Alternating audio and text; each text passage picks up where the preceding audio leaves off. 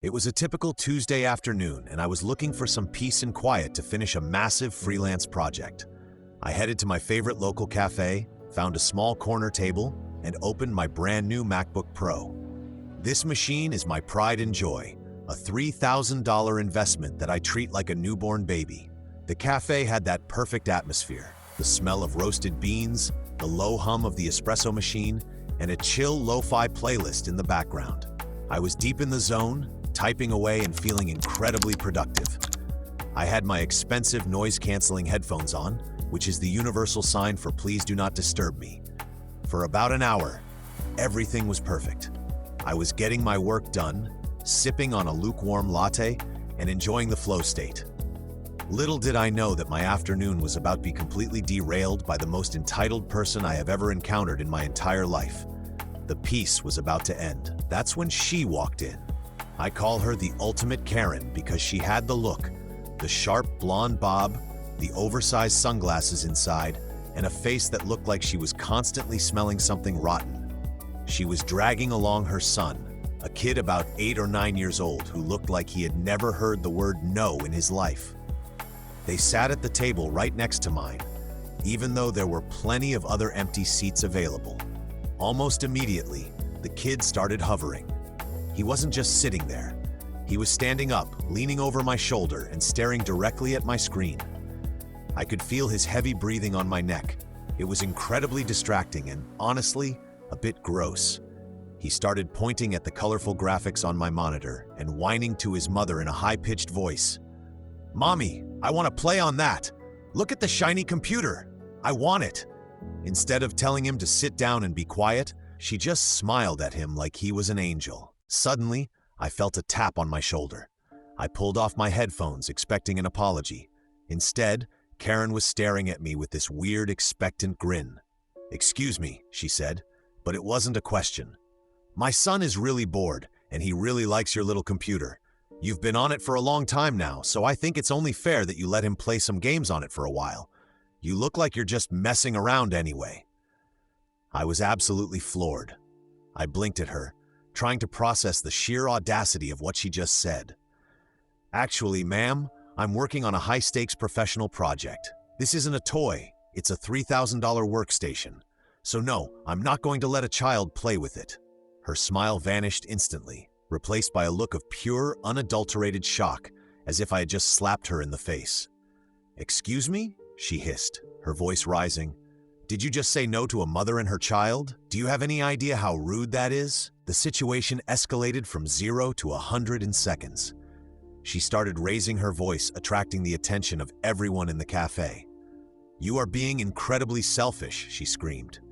"It's my son's birthday week, and he deserves to be happy. You're just a spoiled brat sitting here with your fancy gadgets while my son has nothing to do." I tried to stay calm, but my heart was pounding. "Ma'am, his birthday doesn't give you the right to my property. Please leave me alone or I'll have to call the manager." This sent her over the edge. She started shrieking about how I was ruining a child's special day and how young people today have no respect for parents. The kid, seeing his mom's reaction, started doing this fake, theatrical cry, wailing at the top of his lungs. It was a complete circus. I tried to put my headphones back on to ignore the madness, but she literally reached over and swiped them off my head, throwing them onto the table. She was trembling with rage now. What happened next was like something out of a slow-motion movie. Karen screamed, "If you won't share, then you don't deserve it," and she lunged across the table. She grabbed both sides of my MacBook and tried to yank it away with all her strength. She was actually trying to steal it right in front of a dozen witnesses. She turned to run, but she forgot one crucial detail. I'm a bit paranoid about theft, so I always use a heavy-duty Kensington security cable lock that's bolted to the leg of the heavy wooden table. There was this loud metallic clank as the cable reached its limit. The laptop jerked out of her hands and slammed back onto the table. Karen, who had put all her weight into the pull, lost her balance and stumbled backward, nearly knocking over a tray of drinks at the next table. The entire cafe went dead silent. She stood there, panting, looking at the locked laptop like it was a personal insult. She had actually tried to commit robbery in broad daylight. The cafe manager, a tall guy who looked like he had dealt with enough drama for 10 lifetimes, came rushing over. "What is going on here?" he demanded. Karen, without missing a beat, pointed her finger at me and started wailing. "This man tried to steal my son's laptop. We were just sitting here and he grabbed it and tried to claim it was his. He even tried to tie it to the table so I couldn't take it back. Call the police. I want him arrested." I just sat there, stunned by the level of lying she was capable of. The manager looked at her, then looked at me, then looked at the laptop, which clearly had my login photo on the screen. "Ma'am," the manager said calmly, "I've been watching the security feed from the counter. I saw exactly what happened." Karen's face went from bright red to ghostly white in a split second. The police, who were already nearby, pulled into the parking lot. She tried to bolt for the door, but the manager blocked her path. The officers walked in and didn't take long to sort things out. They watched the footage, took statements from 3 different witnesses, and ignored Karen's hysterical claims that the camera was biased against her.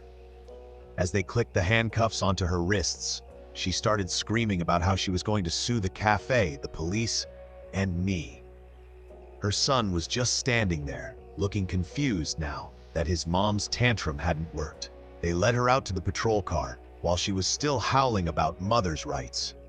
The manager came over and gave me a free voucher for a month of coffee as an apology for the chaos. I finally sat back down, took a deep breath, and reopened my laptop.